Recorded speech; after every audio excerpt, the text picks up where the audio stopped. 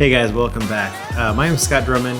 This is my channel, comic art and that kind of thing. I'm chilling at home today. I just got back from the studio, but wanted to kind of run you guys through like a quick little project that I was doing over the weekend. My studio mates Kyle Strom and Waldemar Rivas, they are working on a comic with Cullen Bunn. The project's called Unearth, and the comic book from Image, awesome comic. You guys should absolutely go check it out.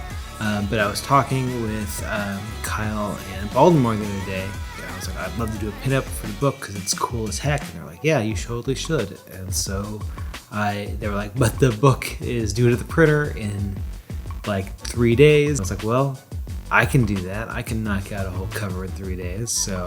And just kind of wanted to share it with you guys and kind of how it all came together. Yeah, let's roll the intro.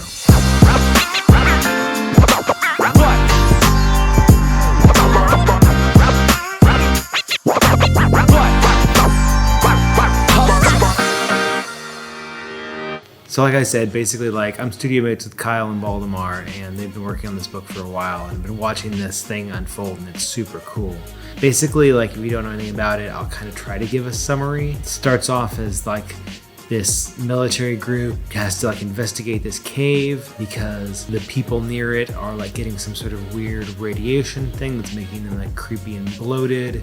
And it's this cool body horror comic, and you should absolutely read it. It's a blast, but it's been really fun to sort of watch it all come together. And so I would, definitely jumped at the chance to do this cool pinup for them. So I wanted to share, kind of my process in doing that pinup with you guys, and kind of, also point you to the book because Volume 2 is coming out, and what a great time to, jump in on the story. And then at the end, because then you can just get both volumes and have the complete story all wrapped up. You don't have to wait for anything, which is unusual in comics these days. My own comic. Anyway, I recorded a time lapse here of this stuff in Clip Studio Paint.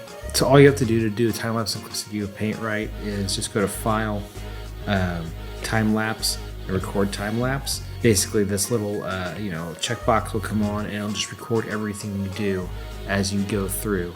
I actually have put this on my command bar up here to sort of remind me to do it because I will forget. And then when you're done, you will just hit the record or export time lapse or whatever, and you can change the length, you can change the size, you can change the aspect ratio too, so you can export it at 1:1 for social media, Instagram, Facebook, whatever.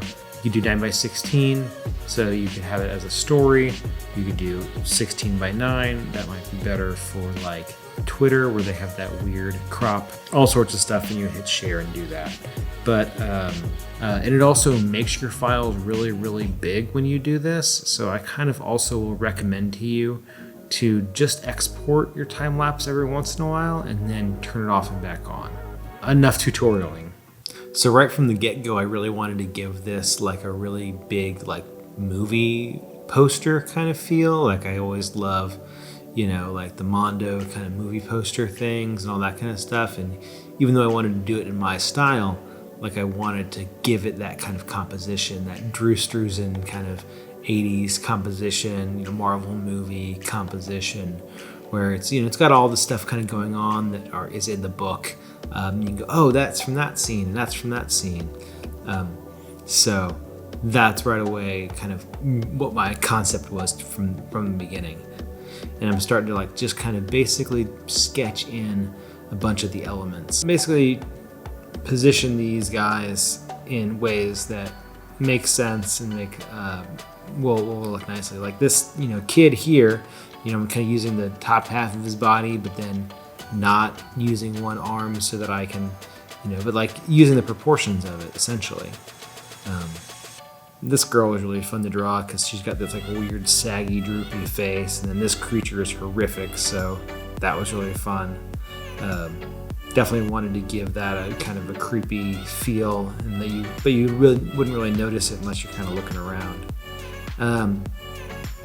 So then as I got everything done there, put it all in one folder, put that folder at the kind of blue so that I could ink over that.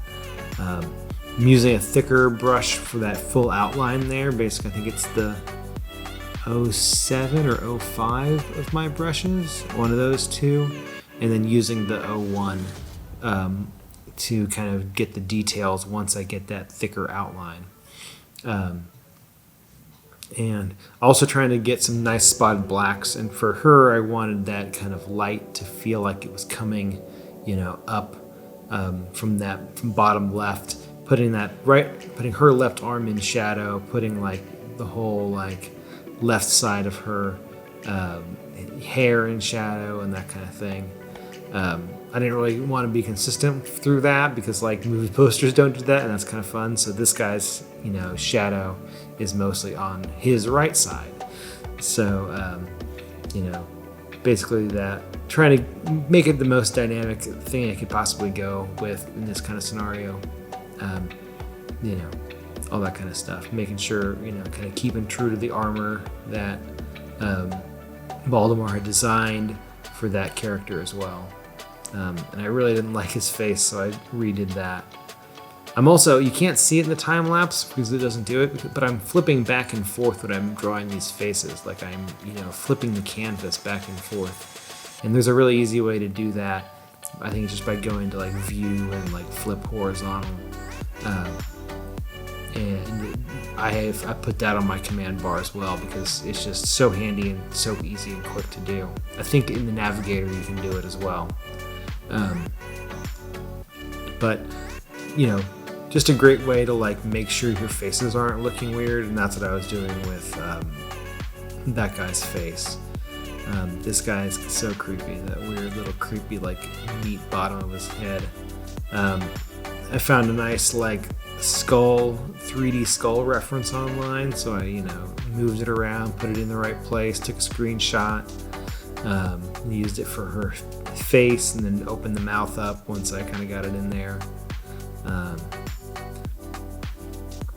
I stayed pretty close to Baltimore's building design here with that, creepy cracked windows open as well. And I wanted this girl with the stretched elongated face to, have like that really nice, keep that stylization really high on there. For that lamp, let me talk about that lamp. It's, I basically blacked out the front of it and then had other stuff kind of brightly around it. I like doing that because then you can easily see, if you black out a front part and then have some, lines shooting into it, it's a lot easier to say, oh, okay, that's where that bright light's coming from. You're getting that really big flare. So wanted to do that. And then I'm going through and flatting all of this stuff right in Clip Studio Paint, which is really nice and handy. Basically using the fill tool to kind of let it pick and choose, and like doing some dragging around as well to kind of get basically where all those shapes are. And you can kind of see how I cut off those little ends there of the rays, and then filled it in, so it would kind of close that bigger gap for me. I will show you the full one, the final image here. Oh, and another thing I did for the coloring on this one was I created a new like ambient occlusion brush that I ended up using. I saw somebody else had made something very similar, and so I was like, well, that's cool, but it the one that they did did a taper in a direction that I didn't really enjoy using as much. You had to remember which direction the taper was going, so I just made my own that you could kind of just use, and as long as the center point is sort of close to where the curve is, it looks about right. I wasn't too concerned with it being perfect, but I just wanted it to be slightly different than the classic like soft round brush. I'm gonna throw it in my brushes down below, so I'll link that as well. I got a couple other brush updates that I'll probably throw in there too, since I am gonna do this, I guess. Maybe I'll do a video about those as well at some point, but just wanted to kind of knock this one out because you can pre-order Kyle and Baltimore's book, and I don't get any money for that, but I just think you'd like it because it's cool. If you like this kind of stuff, I think you're going to dig this book. So, yeah, that's about it. That's all I got. See you later.